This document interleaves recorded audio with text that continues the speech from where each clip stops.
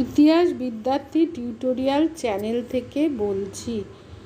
আজ আমি একটা বিষয় নিয়ে বলবো, সেটা হচ্ছে ইংল্যান্ডে প্রথম শিল্প বিপ্লব কেন হয়েছিল, বা ইংল্যান্ডে প্রথম শিল্প বিপ্লব গড়ে ওঠার কারণ কী।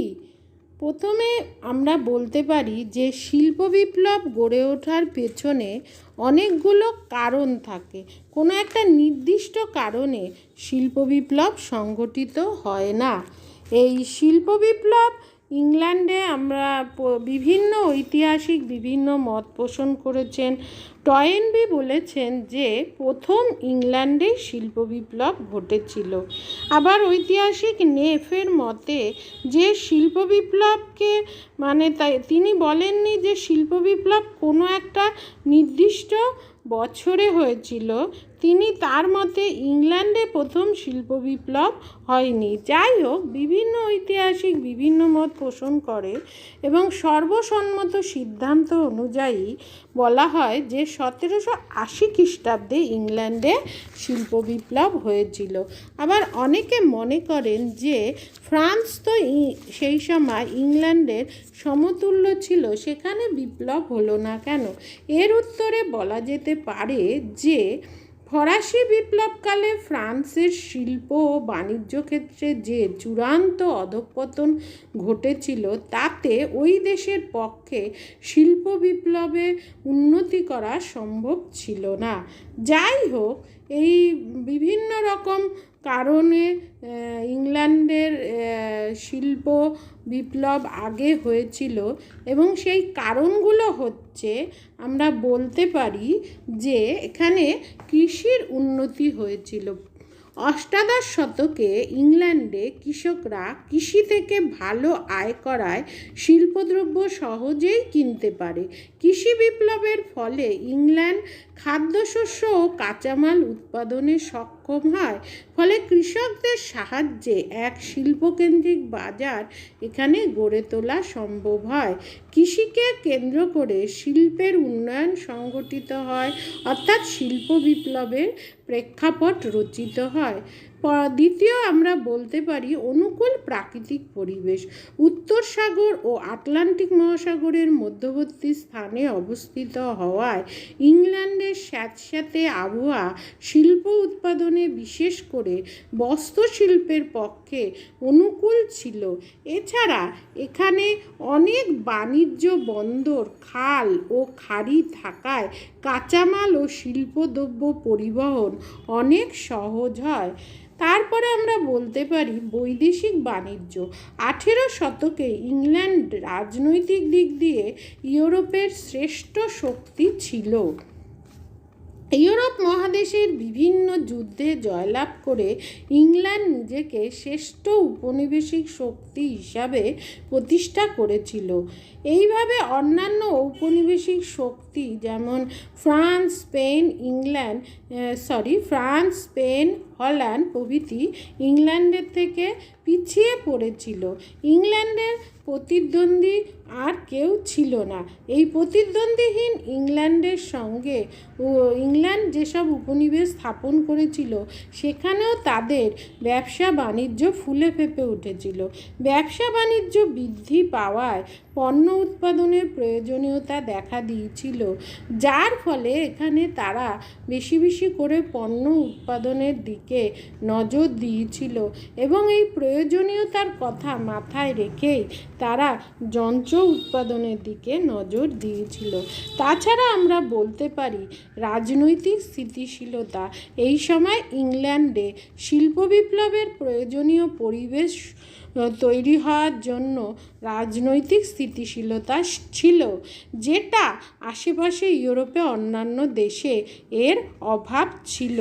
ফলে তাছাড়া শুধু রাজনৈতিক না, সামাজিক গতিশীলতা এবং ব্যক্তি স্বাধীনতার যে অধিকার ইংল্যান্ডের ছিল, তাকে সামাজিক দিক থেকে শিল্প বিপ্লবের প্রয়োজনীয় পরিবেশ সৃষ্টি করেছিল। এছাড়া ইংল্যান্ডে এই সময় সংরক্ষণ নীতি চালু ছিল। কী ছিল? ইংল্যান্ড তার নিজের দেশে উৎপন্ন দ্রব্য সামগ্রীর বাজারকে সুনিশ্চিত করার জন্য যে আর্থিক ব্যবস্থা গ্রহণ করেছিল তাতে শিল্প বিপ্লবের বীজ রোপিত ছিল।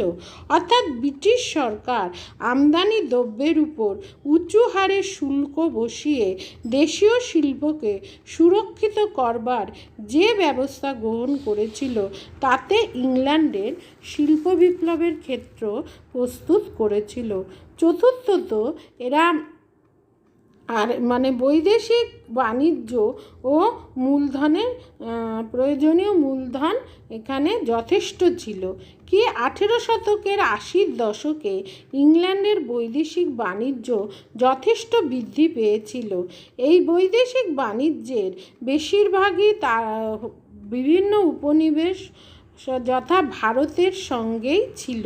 তাছাড়া ইংল্যান্ডের শিল্প বিপ্লবের সঙ্গে ভারতের ঘনিষ্ঠ সম্পর্ক প্রমাণিত হয়।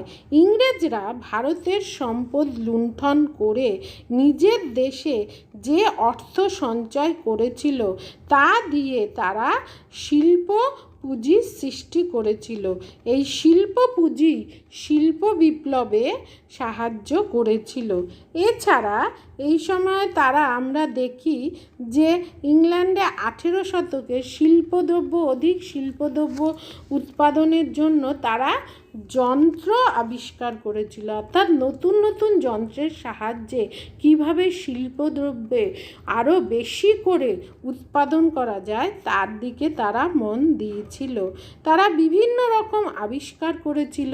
এই আবিষ্কারের মধ্যে আছে জন কের ফ্লাইং শাটল 1733 খ্রিস্টাব্দ, হারগ্রিভসের স্পিনিং জেনি 1767 খ্রিস্টাব্দ, কার্টরাইটের পাওয়ার লুম 1785 খ্রিস্টাব্দ, জেমস ওয়াটের স্টিম ইঞ্জিন 1769 খ্রিস্টাব্দ প্রভৃতি। এই সমস্ত যন্ত্র আবিষ্কার শিল্প বিপ্লবে সহায়তা করেছিল। তবে এই যন্ত্র আবিষ্কারই যে এককভাবে শিল্প বিপ্লব ঘটাতে পারে না, তার পিছনে আরও অনেক কারণ ছিল।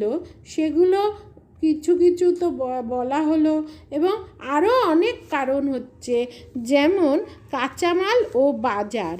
ইংল্যান্ডে ভারী শিল্পের প্রধান উপকরণ কয়লা, লোহার ভাণ্ডার ছাড়াও তামা, টিন প্রভৃতি খনির ভাণ্ডার এখানে শিল্পের প্রসারে সাহায্য করেছিল। তাছাড়া ভারত, আমেরিকা ও পৃথিবীর অন্যান্য স্থানের ইংরেজ উপনিবেশগুলি থেকে সস্তায় প্রচুর কাঁচা মাল ইংল্যান্ডে আসতো। আবার এই সব উপনিবেশগুলিতে ইংল্যান্ডে তৈরি পণ্যদ্রব্যের একচেটিয়া বাজার ছিল, যেখানে ইংল্যান্ডে উৎপাদিত পণ্য বিক্রয় হতো। যে পণ্যগুলো ইংল্যান্ডেই উৎপাদিত হতো সেই পণ্যগুলোই তারা এখানে বিক্রি করত।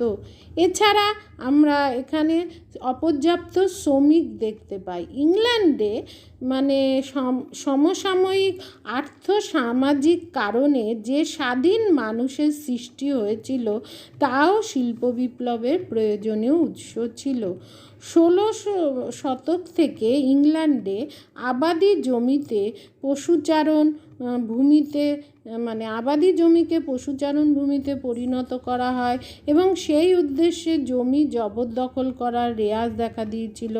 এর ফলে জমিচ্যুত স্বাধীন শ্রমিকের সংখ্যা বৃদ্ধি পেয়েছিল।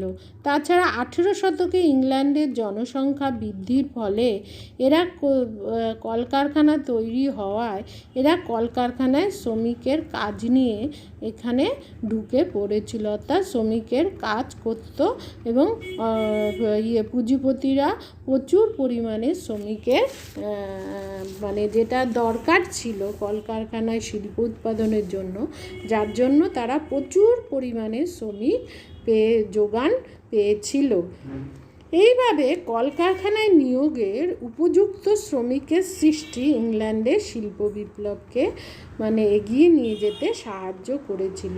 এছাড়া এই সময় আমরা মানে দেখি যে ইংল্যান্ডের যে মানে আমরা সুতো কাটার পক্ষে যে আবহাওয়ার দরকার ছিল সেই আবহাওয়া এই সময় লক্ষ্য করা যায়, কারণ এই সময় শিল্পের মধ্যে বিশেষত বস্ত্রশিল্পেরই উন্নতি বেশি হয়েছিল।